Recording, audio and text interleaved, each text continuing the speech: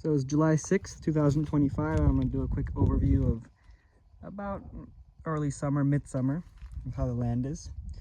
We can see my little kumquat is coming out with new leaves. The almond tree is going well. And if you guys remember from my last videos, I set up this biogas system and now it's running very well. In fact, you could hear it bubbling. Listen.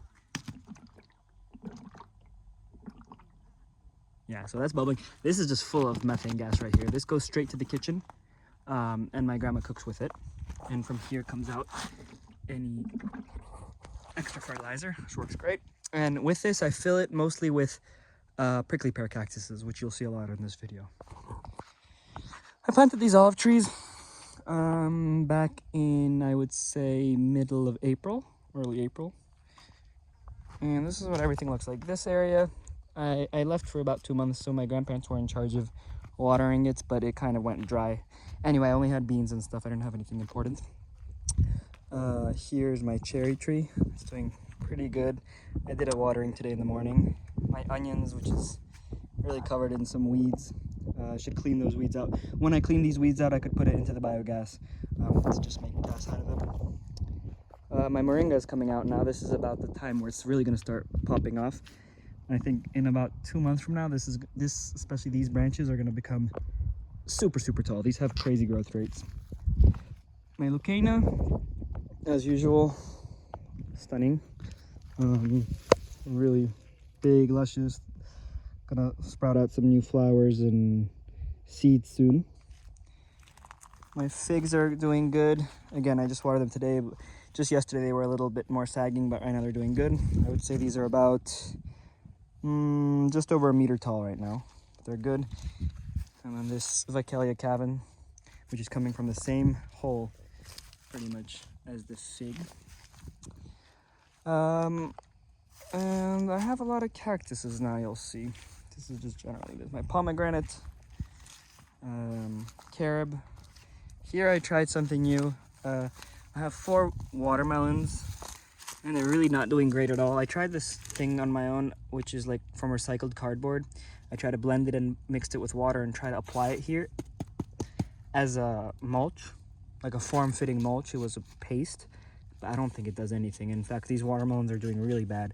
These have been here for over 2 months now and they're pretty shit. But I think the soil is just to blame. You could see how clay it looks with nothing. But you live and you learn. And my sunflowers, I think they're doing pretty good. Here's the other big pseudo-acacia, Robinsia, which is black locust. This one I planted from seed 2 years ago in August, and it grew really nicely. Another Vicalia cavin, Cana. In this region here, it's kind of a mess, but I'm constructing something like a ramp, so it's easier access with the main walkway. Because before, just like if I want to bring a wheelbarrow or anything, it was just kind of tough. But I just have to fill this up with more dirt, maybe cover a little thin layer of cement, and it's going to be good to go. And this part here is going to be like a bench, half bench, half water tank, which I could water, gravity feed just the local plants here, which is going to be like more leafy greens. I'm thinking spinach and stuff like that. So the idea is to have this base and then this water tank of 500 liters, and above that a bench where you could sit in. As we go on, some of my almonds are here. They're not doing great, but they're not doing that bad either. I have an oak tree here. This is the best oak tree I have, and best in terms of size. I mean, it looks pretty good. Okay, sure, some of the leaves have dried out, but it's just a lot of wind here. I'm thinking just to save this one for sure, to build a big stone thing around it. It won't be too hard, and it might just be worth it.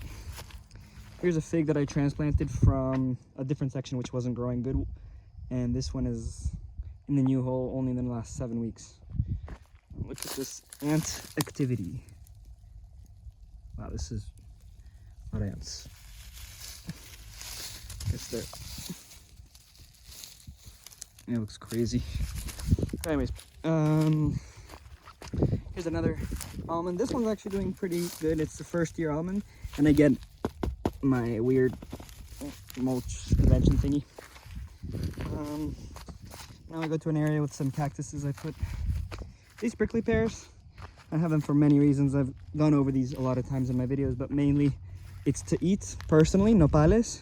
It's to feed to goats, which I'll have in the future, because these are the spineless varieties and goats eat them very readily. You just have to supplement with protein because they don't have enough protein.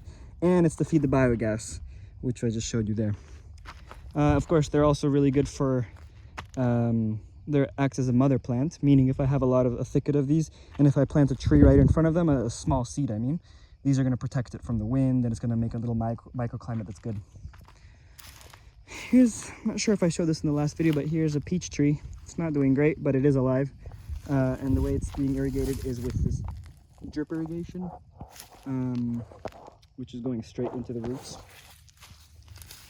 There's another olive tree right there. I think I'll be deep watering this because this also gets drip irrigation, but I'm not sure how good it is. Actually, it's doing pretty good. I can tell that it's doing okay, but based on the wrinkles of the olives. Right now, this is really good, but if you saw it just 2 days ago, it was super wrinkly, meaning it was pretty thirsty, but these popped up immediately after watering them. And then on this row, I put a carob. And the idea is at one point, this entire row, which I would say is about 70 meters, maybe 60, 70 meters, I'll have, there's a olive tree, there's a carob, there's a wild olive, there's a some sort of terebinth, which in the pistachio family, Pistacia lentiscus I think it's called, which I've all put to irrigation. And then there's another carob tree. So I got about a third of it covered, maybe 40%, but now I still have all this to cover with some sort of trees for privacy and for why not reasons. I'm gonna walk to the edge of the land. All this hay here, I crimped it. If you don't know what crimping is, you should watch it on YouTube. It's an interesting thing where I went along with this machine. It was a stick with a knife that I made, and I kind of step on it and the grass just falls over, and the knife kind of slices it in different regions, but it falls in, and it's kind of like mulch in place. And so that leaves regions where you could plant later. The soil here is way cooler than it would be if it was sun directly hitting to it. Although I never ended up planting anything here, but it's just was an attempt. It worked pretty well, but if I do want to plant something, I'll do it the same way next year.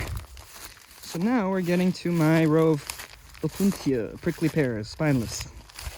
And here you can see I planted these specifically last year in August, but I started planting this huge row. I planted all these in May. And you can see all these are new growths. So I planted the prickly pad here, the cladode. I planted in May, and any new growth came out in only the last 6-7 weeks. The row behind it though is from last year. So I have 2 rows. Planted a lot of it. Here's a little almond, which I barely water right here. As you can see, it's not doing great, but this is 3 years, pretty much no watering. So if it survives, it survives. Again, more prickly pears. This is actually how I water the prickly pears. I water them once every 2 months.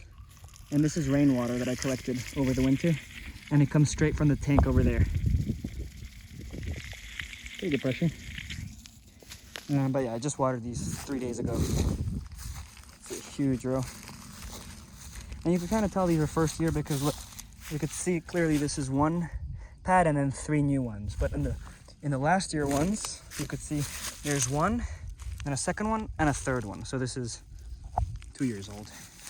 And then as we go on, the way I kind of planted these was weird. This is this year, this is last year, the 15 here. Then the year before that was the other 15.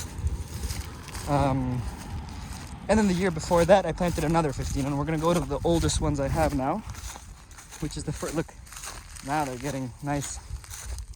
These are the first 15 I planted. You could see these. And these are ready to, this is like perfect to eat, all these. These came out this year, but they're doing super well. I think this one I just planted last year as a replacement for one that died. But all these are 2 or 3 years old, I would say. They're doing good. And so I can't wait for this to really fill up. It's gonna be a big row. And these are the marginal parts of my land. This is where the most wind happens in the harshest area. So cactuses is a great location for it. Especially they're gonna act as a windbreaker, and then to the right of them I could start planting other trees once these are in place. And these get really tall. These get like 6 feet tall if you really care for them, and that's gonna make the best microclimate possible. Then here's an olive tree, an almond tree that I again planted along with all the other ones. I think they're in their 3rd year now. This one's the best one. Actually, this one specifically, I planted a big hole. I dug a huge hole and I threw succulents in there. I threw prickly pears and I threw ice plants, those invasive ice plants. And this is doing really well. I think those are slowly breaking down and feeding it. You can see here in a small row. They're all doing good. They're all connected to the drip irrigation, which goes once per week for 90 minutes. Here's a little carob. That's there. Here's another, came out by itself. Pistacia lentiscus. More almonds right there. By the way, of course, needless to say, all these little green bushes are olives. Oh, fuck. Grapes. All these green bushes are grapes. Grapes. This is my big olive tree, the one that was here when I got here, which is producing a ton of olives, which I hope to be here to harvest for. This one, of course, I don't do any supplemental irrigation. Here's my loquat tree. Again, not doing amazing, but it's living, and it's watered the same way, straight into the roots, with a little bit in the center too. It's actually half-half. These are the grapes. You can see the little grapes forming here. I make wine or molasses out of this. And yeah, that covers most of the updates. Just show real quick this bunker. I'm not sure again if I showed in the past video, but I made a little pergola. I just trimmed it yesterday. And so this pergola has gotten really big. If you should watch the other video to see how much growth this has happened in only 2 months. But it's like it's a little reading nook, I would say, just for a pergola for one person. And I just put these tubes in to lead these 3 main vines coming out. And they're leading out because I want to make a pergola above these benches, but like through the stairs, because obviously you won't fit if it's above like this. So it's kind of going through, and now I'll build something so it's above, so it'll look nice. A pergola here, walkway here, another pergola here. And yeah, this is my pomegranate. Also not doing amazing, but it's all about just water. Oh look, tiny flower. Oh my god, break it. And a bougainville in the back. This one too, hopefully it'll the idea is to connect with the grape pergola at one point. So bougainville on this side and grape on this side, and it's gonna be a really nice little shaded area. And then this is the bunker here, a little bit of a mess. Like I said, I just came here after 6-7 weeks, but in case this isn't in the past video, I made this door this year with a friend of mine with reclaimed pallet wood. We found everything in the trash, including the hinges and the pallets. But it was a fun project. In the back, it's here.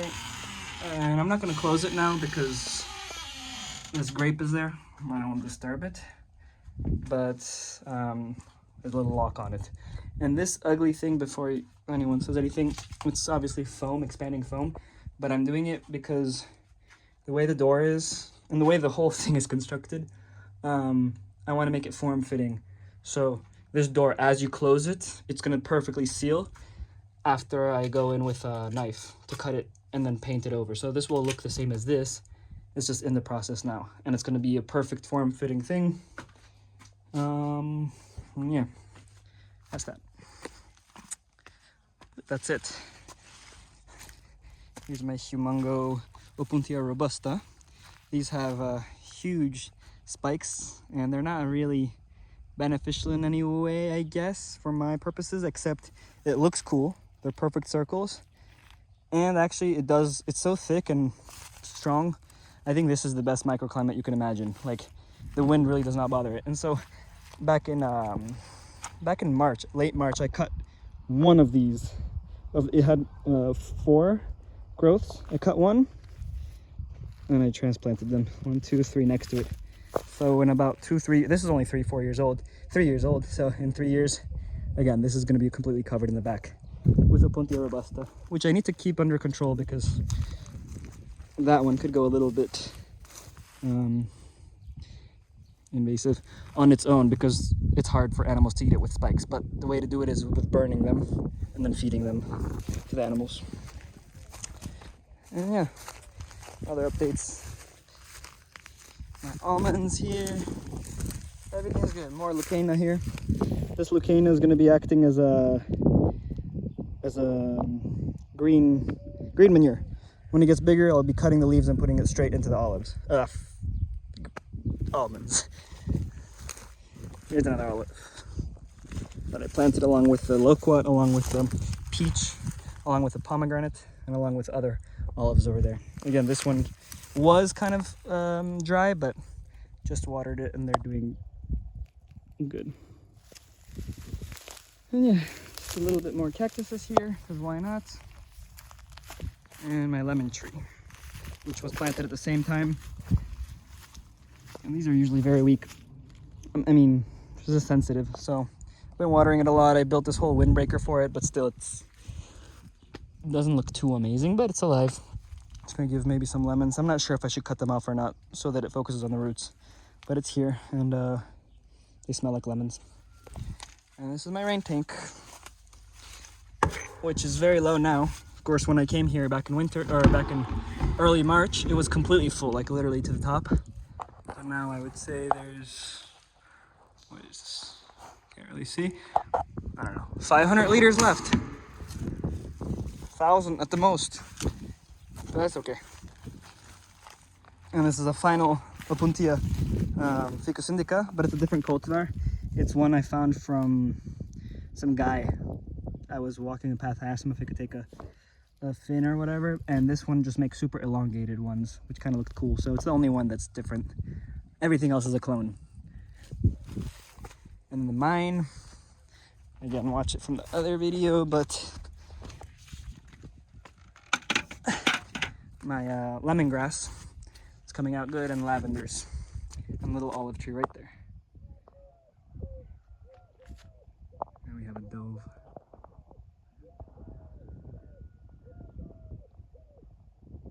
Yeah, that's it. And castor bean. And that's all. More little, these are the final little pieces that came out from the big one. So every Opuntia robusta, the spiked cactuses are from the same exact one. That's all. Thanks for watching. Oh, and I just planted a moringa literally yesterday from a seed. Hopefully it comes out, because this area right here definitely needs some more green and more windbreaker. So it's going to be the same moringa as that tree into this region. That gives you protein. So actually the moringa protein mixed with leucaena, mixed with cactus, is a perfect meal for goats. It has everything you need.